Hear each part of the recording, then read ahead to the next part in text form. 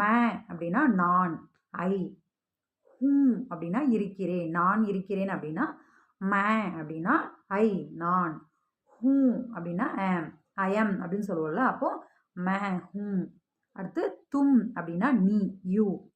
ஹோ அப்படின்னா இருக்கிறாய், யூ ஆர் அப்படின்னு சொல்லுவோம்ல, ஸோ தும் ஹோ.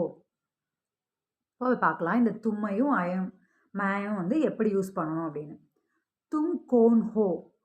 நீ யார்? मैं गोपाल हूँ, நான் கோபால்.